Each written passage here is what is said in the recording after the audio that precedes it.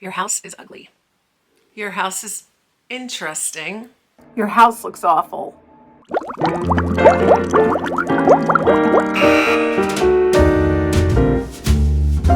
Okay, well, this is embarrassing, but this is how I decorated my home when I moved in. And I look at the pictures now and I think, what on earth was I thinking? I did one thing really wrong, and it might be something that some of you are struggling with too. So we're going to illustrate this today with the tale of two farmhouses. This is farmhouse number 1. Beautiful, big, gorgeous. And this is farmhouse number 2. Farmhouse number 1 was built in 1811 by a farm family, and it was added on as the years continued. This is the front parlor to farmhouse number 1. This historic museum was basically curated, if you want to call it that, by a group of volunteers who lovingly pitched in and put this home together. These fine, well-meaning people did everything they could to make this home look like it might have looked back in the day.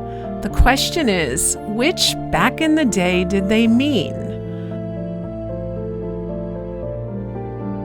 Right on the wall of this potentially Victorian room, there is a death wreath. They used to make these out of people's hair, and they wove beautiful flowers on them, but yuck. Outside of that decidedly Victorian kind of room is a Rufus Porter mural. Definitely more colonial, except for that green on the base really looks like 1980s green. But we'll just forget about that right now and talk about how the volunteers did a really good job of painting this mural. There was some artistic talent going on here. But if I got my hands on this mural right now, I would rough it up and I would put some antiquing glaze over it. But that's just me. Moving right along in the family room, what hits you is a Victorian couch and a Victorian table and, a country wingback chair with a floor stencil and wallpaper that looks decidedly 1980s. I'd kind of put it right next to some duckies. But I do have to say, I really do like the canvas floor mat. Good job on that. But then we have a Timberlake, definite Victorian clock.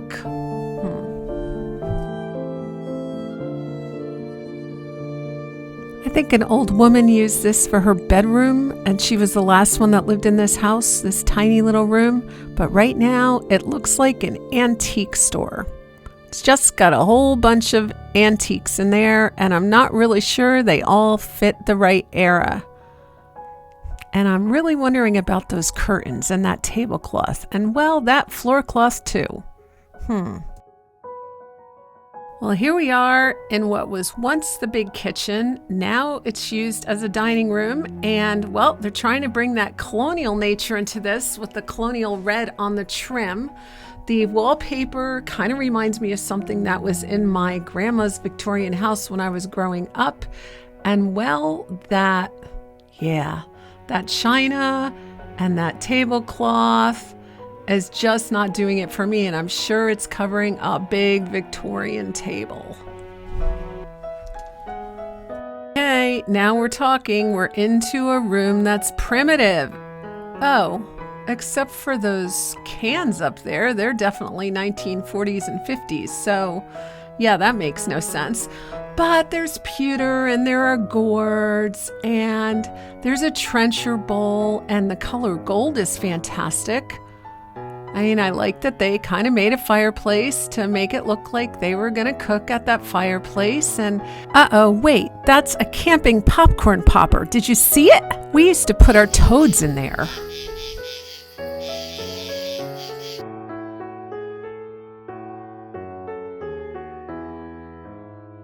All right, we're back in that hallway, and I have to say that the volunteers were very dedicated in painting this mural because they painted it right over the stairs. You know, the part where you're going to break your neck and you have to stand on the ladder? But they did it, and I'm proud of them.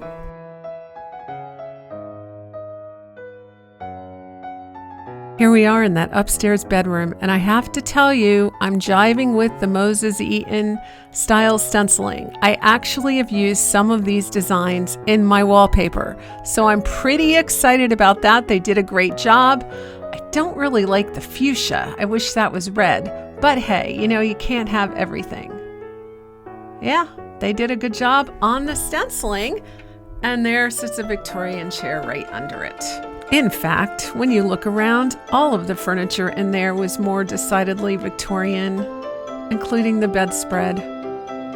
I have to say I'm struggling, guys, because I don't consider myself the decorating police and the time era police, but I'm having a little trouble with this house.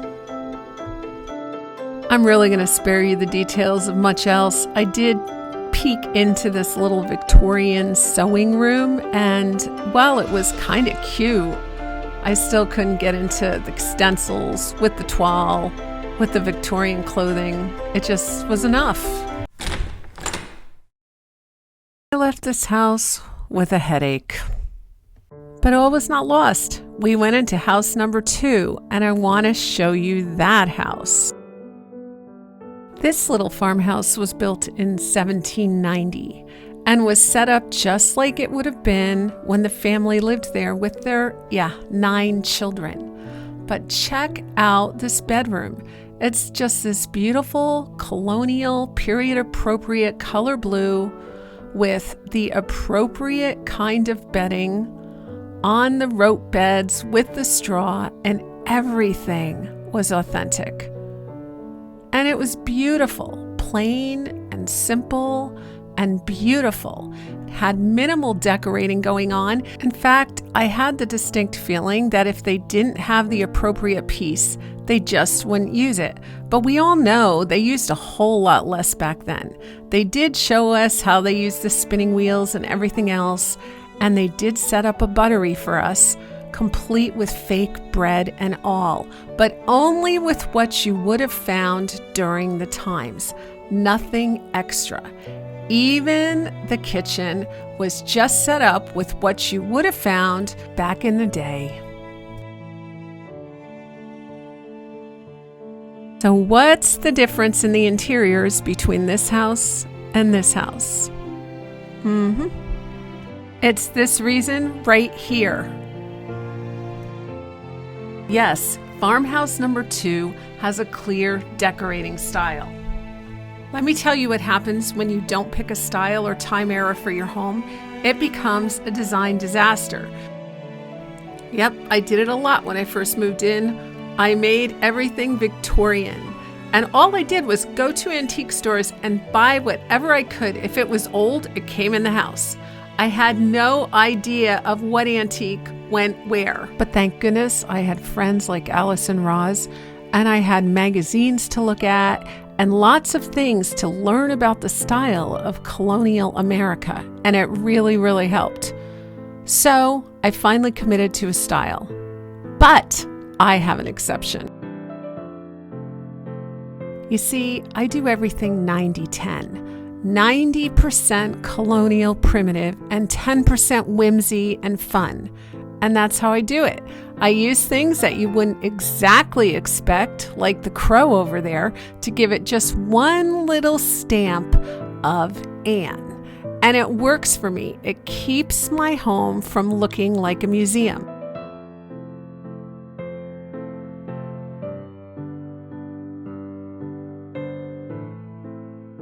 I get to bring a little bit of myself into this.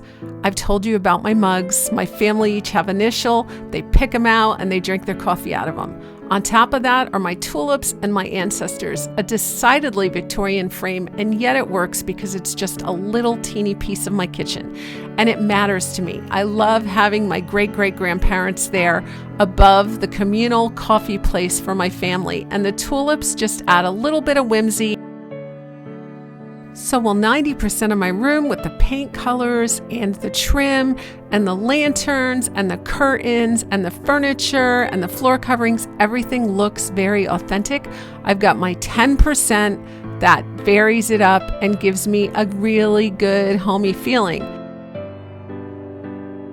It's the same with my magnolia stoneware from Target. I can give it to guests, I can eat on it, I can put it in the dishwasher, I can put it in the microwave. But in the end, it looks great with my decor. But it's still a very modern accessory and a very old-looking house. And how great doesn't it look with my redware? It's perfect. But I know what you're thinking. You're thinking, Anne, I have all this stuff that I inherited and I've had from my house, and I can't afford to change my whole house over and be consistent with one style. Yep, that's probably true. But this is what I'm going to say to you. You have to start somewhere. When my daughter bought a Victorian cottage, I was thrilled. First thing I did when they bought that house was to rent a moving van and fill it with every single piece of Victorian furniture I had left in my house.